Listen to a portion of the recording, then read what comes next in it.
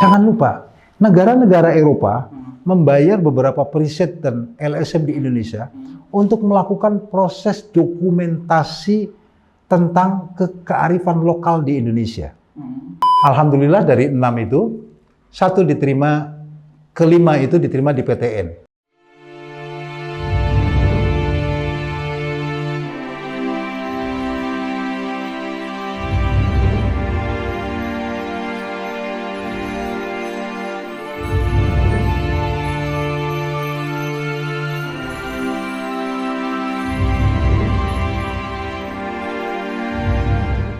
Itu kan perlu pendidikan, perlu edukasi masyarakat. Bahkan kami sudah melakukan.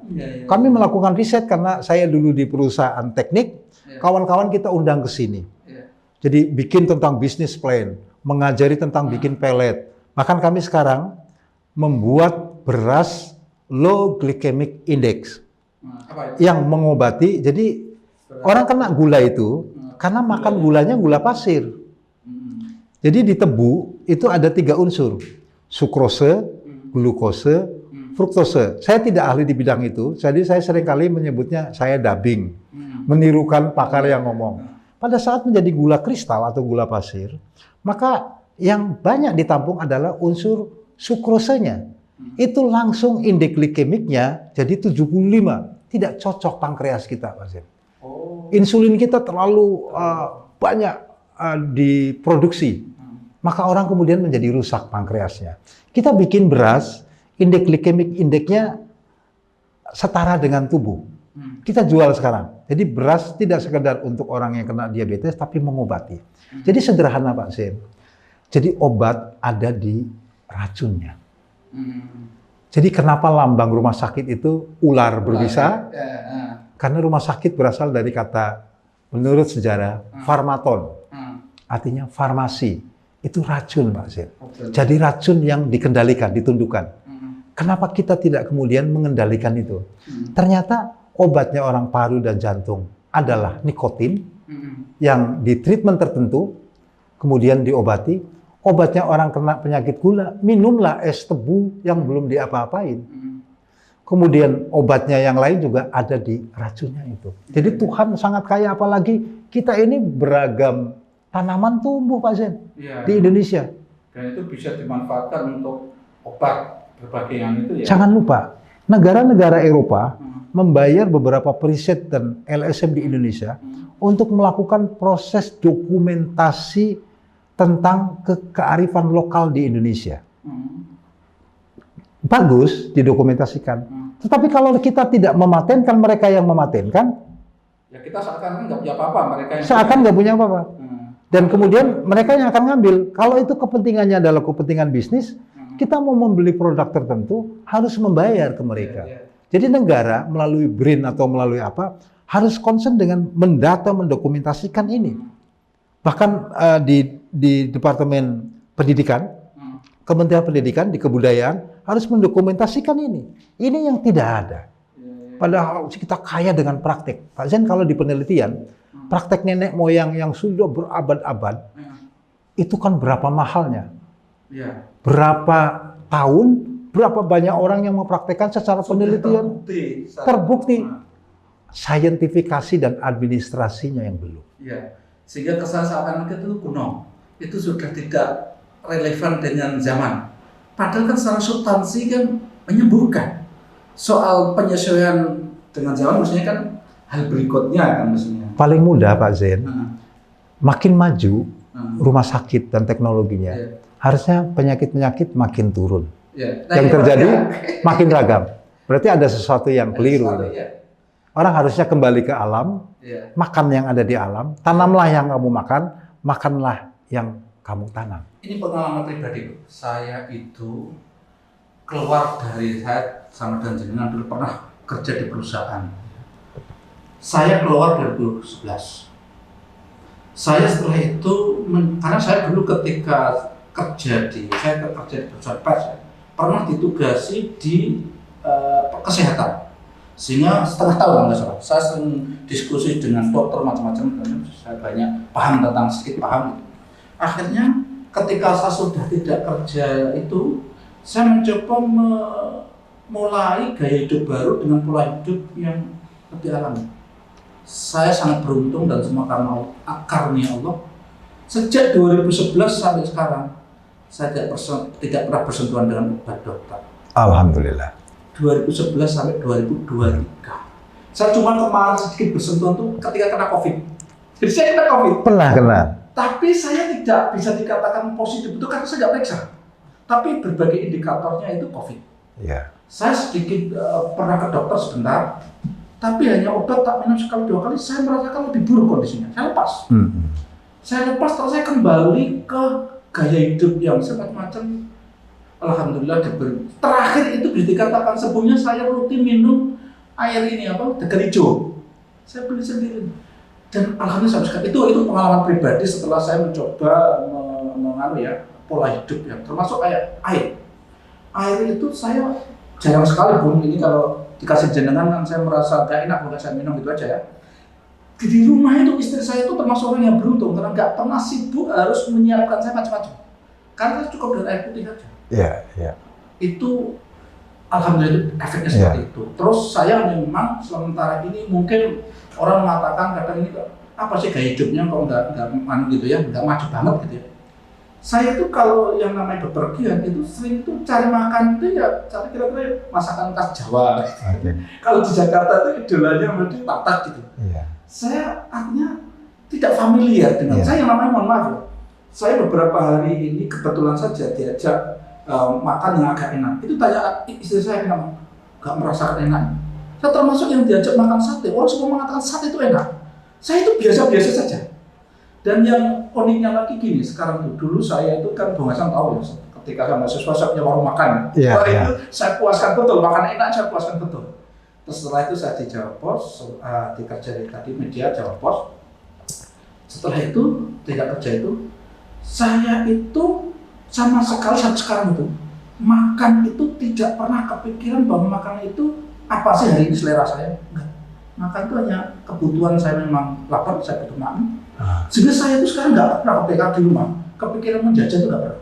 Pak Zain sudah menerapkan pesan Nabi, makanlah ketika Anda lapar. Jadi tidak ada sedikit pun, kalau dulu gini mau makan, ini besok mau makan apa ya? Terbayang mau makan ini, sekarang itu sudah sekian tahun nggak pernah. Itu salah satu keindahan yang tidak dimiliki, fasilitas yang tidak dimiliki oleh orang-orang kota. Pak Zain kan tinggal di sini nih, di Tuban nih. Ya. Jadi penuh dengan kekayaan. Jadi tubuh ini memang butuh yang namanya keragaman, Pak Zain. Makin ragam yang kita makan, menurut kan nggak mungkin ekstrim hanya ini. Menurut pakar kimia murni atau kimia fisik, dia menyebut bahwa makin ragam makanan itu makin ramah. Gitu ya. Iya. Kalau makin tunggal, sama dengan di kategori unsur di kimia, itu makin tunggal, itu makin liar dia. Itu yang disebut dengan radikal bebas sebetulnya. Jadi dia butuh pasangan. Jadi kalau ketemu pasangannya di diagram Mendel, maka dia stabil. Begitu. Jadi makanan juga perlu ragam. Ini bicara kesehatan. Dari bicara tadi aktivis pergerakan, mentalitas pengusaha, dunia profesional, kalau masuk kesehatan. Spesialis daber. Jadi menggabing apa kata orang, saya sampaikan. Terakhir, Bu, saya masih ingin mendalami soal perkembangan lembaga pendidikan alam. Itu sekarang bagaimana, Bu? Dampaknya setelah dilaksanakan perubahannya pada anak, itu bagaimana? Saya melihat ya, jadi di angkatan pertama kami ini yang sekolah formal di tempat kami ada 6. Jumlahnya hanya 6. Lulus 2 tahun lalu. Karena kami betul-betul enggak di sekolah formal, yang tidak di sekolah formal betul-betul milih di sini ada 6. Kami dulu dibully, dihina oleh masyarakat sekolah yang mengandalkan pada banyak sekali murid dengan fasilitas yang banyak. Ya tidak apa-apa. Kami juga tidak bisa melakukan kalau seperti mereka. Kalau mereka serahkan kepada kami semua juga kami tidak bisa melakukan. Alhamdulillah dari 6 itu, 1 diterima, ke-5 itu diterima di PTN. Berarti menggunakan paket ijazahnya paket itu ya? Betul persis. Jadi paket C dan paket B. C itu SMA, B itu SMP. Iya, iya. Kami belum untuk SD dan TK-nya. Iya, iya. Nah, satu diterima di UIN, Wali Songo, satu diterima dua diterima di perguruan tinggi seni, ISI, satu diterima di UNES, satunya diterima di UGM. Anak yang sekolah seenaknya kalau untuk ukuran umum. Kesannya kayak sekolah kayak main aja. Kadang-kadang ada yang libur sebulan. Tapi pada saat libur dia mengerjakan sesuatu. Tidak kita kasih PR karena bikin program. Dan masuk yang reguler ya, bukan yang sore. Yang sore kita freekan. Yang reguler itu masuk kami harus tes psikologi. Untuk tahu passionnya. Pasien masih ingat ya. Dulu di generasi kita itu sekolah yang unggul adalah sekolah yang memiliki program komputer. Baru ngetik. Itu sudah SMA unggulan atau SMP unggulan. Setelah fase semua orang bisa mengetik, bisa komputer, tidak unggul lagi. Tidak unggul lagi. Unggulan yang kedua adalah bilingual. Untuk bisa berbicara dua bahasa atau lebih, Inggris. Maka mulai TK dipaksa untuk Inggris. Jangan lupa, bahasa membawa value budaya. Akhirnya dia tercerabut dari akarnya. Persis Pak Zen. Yang tidak, mungkin ada beberapa tertentu yang tidak cocok dengan akar budaya kita. Setelah itu, kemudian semua sekolah pakai English. Ya. Sekolah full day itu ya. Betul, full day dan sebagainya. Menurut saya, ke depan adalah sekolah yang unggul adalah sekolah yang mengembangkan passion dari anak-anak. Di sini Pak Zen, Kudus ini ada sekolah animasi terbaik, sekolah vokasi. Raden Umar Said. Bahkan dia sudah didampingi oleh Disney Amerika. Bahkan mulai, kalau boleh saya sebut Coca-Cola, perusahaan apa, semua sudah pesen untuk iklan-iklannya dari yang dibikin oleh anak-anak. Kemudian ada sekolah yang beauty care. Itu kita masuk ke sekolah PGRI, kita tahu kan, hampir banyak sekolah PGRI yang tidak terlalu turun enggak, maju sekali enggak. Level kan lah, kelas 2. Menengah lah, kelas. Orang-orang ya mohon maaf, itu begitu. Itu sampai kita masuk, baunya sudah wangi, di sana ada pedikur, manikur. Saya bawa beberapa pejabat, beberapa orang-orang yang concern di bidang pendidikan, beberapa menteri, ke sekolah-sekolah itu untuk melihat bahwa ini sekolah yang benar. Jadi ada sekolah seperti itu, ada sekolah macam-macam di sini. Jadi kesimpulannya, anak SMP dan SMA punya kemampuan untuk membangun skillnya, Pak Sin. Ekosistemnya yang tidak mendukung dianggap kamu masih belajar. Enggak, mereka bisa. Anak-anak kami sudah bisa bikin film. Anak-anak kami sudah bikin skrip. Rata-rata orang kalau di sebuah teater atau film ingin menjadi aktor, Pak Sin. Di podcast kayak gini semua orang ingin jadi aktor. Tapi siapa yang menjadi penulis skenario? Tidak ada. Di tempat kami dilukir. Ya, di routing. Kadang-kadang dia menjadi sutradara, kadang menjadi aktor, ya kadang menjadi tukang rias saja. Orang yang di belakang layar. Ya, menjadi MUA, make up artist, kadang menjadi DOP, Director of Photography atau menjadi kameramen. Semua lukir. Ya, rutin sehingga dia tahu saling kebutuhannya. Dan itu mereka menjadi generalis yang memahami aspek-aspek detail dari anak-anak. Kesimpulannya Pak Zen, anak desa luar biasa dari orang kota. Daya juangnya cukup. Timur menurut saya lebih hebat dari barat. Ini kita akan menyaksikan keruntuhan barat dan rise atau tumbuhnya timur Pak Zen. Kita akan menyaksikan, mudah-mudahan umur kita panjang Pak Zen. Yang jelas pemirsa, memang banyak orang yang sudah gelisah dengan pendidikan kita, sistem pendidikan kita. Ya tentu sistem pendidikan yang ada itu ya ada positifnya juga ada ya, namanya pendidikan massal, pendidikan. Tapi yang jelas memang pendidikan kita itu banyak yang dinilai oleh banyak pakar itu kan mematikan tadi, nggak sesuai dengan passion anak. Anak seakan-akan dipaksa bahwa kamu sekolah, nanti kamu akan jadi karyawan perusahaan. Artinya memang sekolah orientasinya menciptakan pekerja, tidak menciptakan orang-orang kreatif yang mandiri, yang mandiri, mengembangkan potensi yang ada dalam dirinya, ya. mengembangkan potensi yang ada di sekitarnya. Padahal kalau kita bicara negara itu kuat, negara itu kokoh, tidak tergantung negara lainnya, harus ditopang dengan warga negara yang tadi. Ya, harus madani itu. Iya, masyarakat. Madani itu masyarakat berdaya. Betul. Masyarakat yang ini kadang kan pendidikan kita tidak atas itu. Apalagi terus pada waktu itu mungkin niatnya baik. Ketika negara membuat aturan soal ujian nasional, mungkin niatnya sangat baik, saya paham betul. Bagaimana negara ingin mengukur apakah sudah ada kesamaan antara produk pendidikan di Jawa dengan mungkin niat baik. Tapi yang terjadi apa?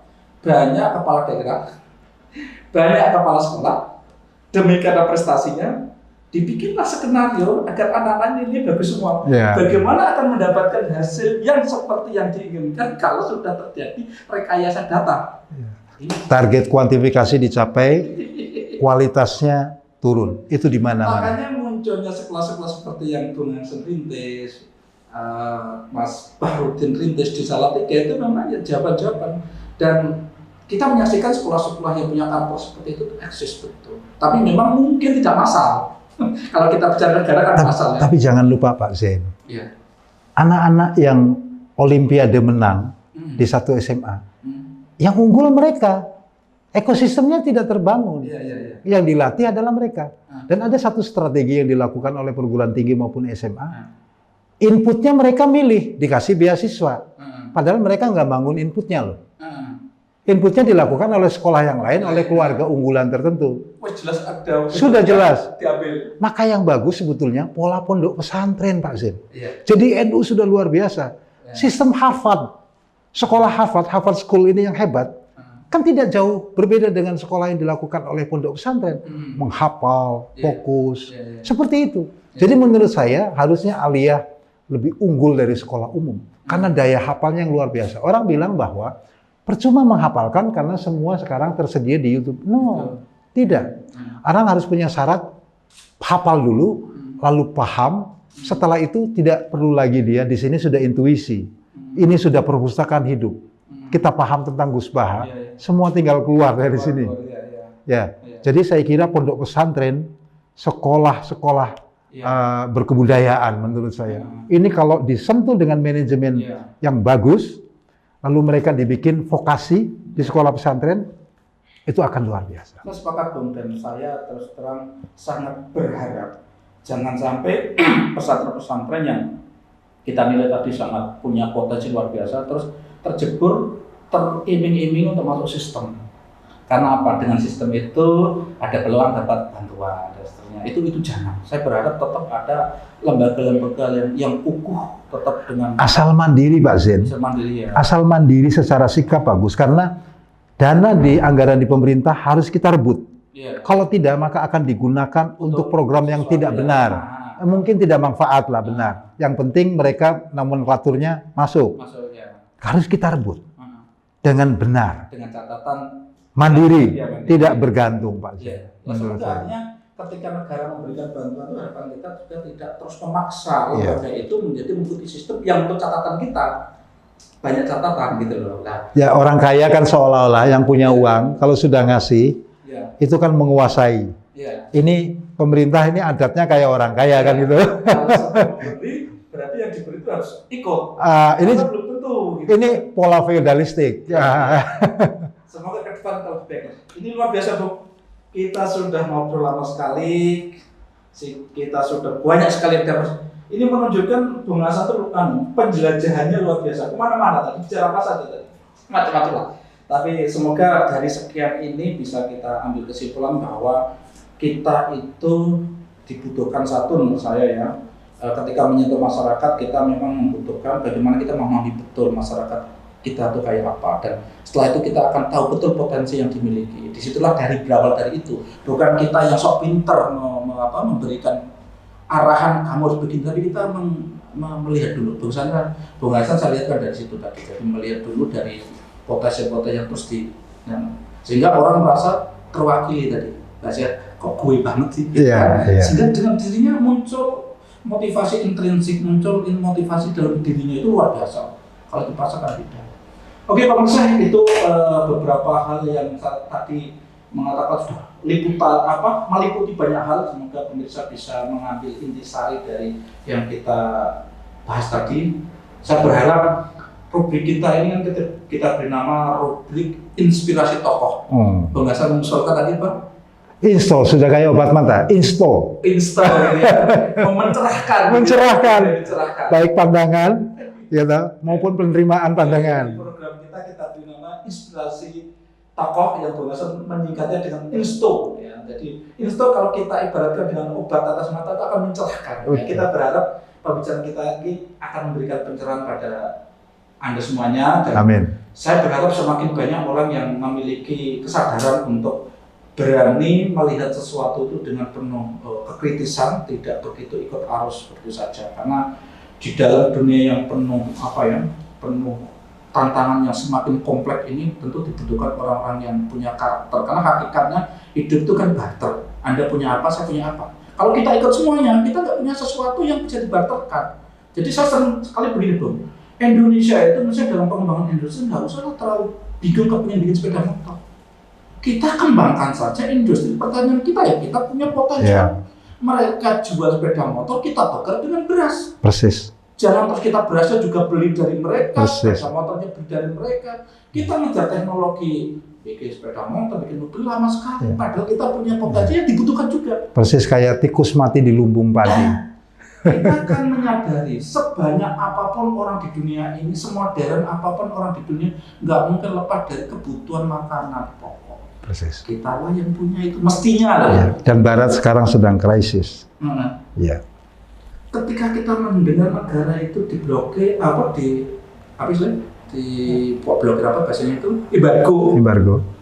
Mengapa negara itu menjadi panik? Kenapa? Dia ketergantungannya bukan negara luar biasa.